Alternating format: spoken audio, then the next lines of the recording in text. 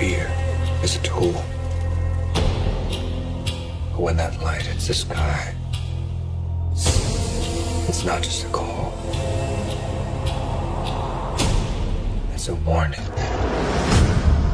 I'm vengeance.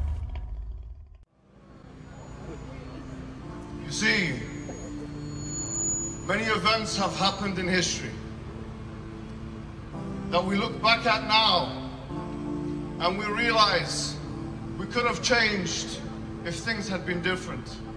Isn't it very, very interesting that we are living in a time where such an event is happening now, and it is happening to a people in a country like China, whereby women are being raped, children are being separated from their families, organs are being harvested, people are being put into concentration camps. And did they think that we were just going to stand idly by? I want to tell the Chinese government and the Chinese Communist Party one thing. I want to tell you directly, you may be able to manipulate governments, but you cannot manipulate the millions of Muslims around the world. Did you think that you are going to have a minority group in your country persecute them in the way that you are persecuting them, deal with them in the way that you are dealing with them, and that we were not going to get involved? Do you think that if you start war, if you start a war with the Uyghurs, that you have not started a war with the Muslims? I tell the Chinese today, with all vehemency and all vigor, you have started a war with the Muslims, and we will not live or die until we become victorious in this war. Look at them now. Look at them looking at me. What are you looking at? My question is, what the hell are you looking at? You've taken your flag away, while I have a flag that you can replace your flag with. Take this Uyghur flag, you son of... I tell you today, you have nothing to offer the world. You have nothing at all to offer the world. You know why?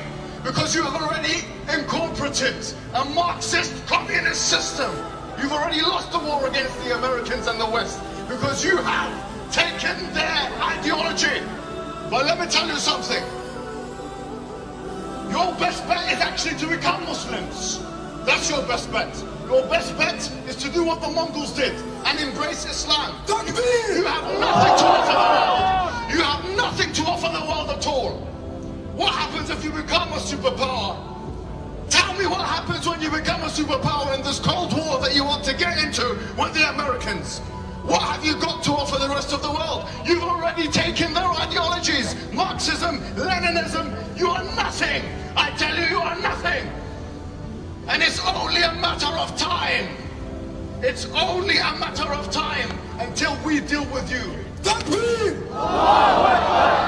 And I say this again, with all vehemency and all vigor, that you cannot beat and defeat an enemy that when they look at the barrel, the bottom of the barrel of the gun, they see paradise. We don't care about death, in fact. We don't care about martyrdom. Please make us martyrs. You cannot beat us. We're the unbeatable enemy.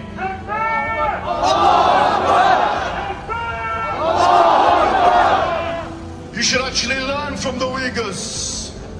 You should actually learn from them the purpose of life, to worship one God. You should learn from them not to worship statues. And I tell you today that you may be taken off La ilaha illallah from the tops of the masjids and replacing it with your communist flag, the flag of your ideological masters. But taking it off the masjid does not mean taking it out of the hearts of the believers. So I tell you once and again, it's only a matter of time. And you may want to start this Cold War with America, which you're starting now. Having the Muslims as your enemies is not a good idea. And history, as it had in the past, with the Persians and the Romans and the Mongols and all of these, history will tell this story again, and you will be defeated under...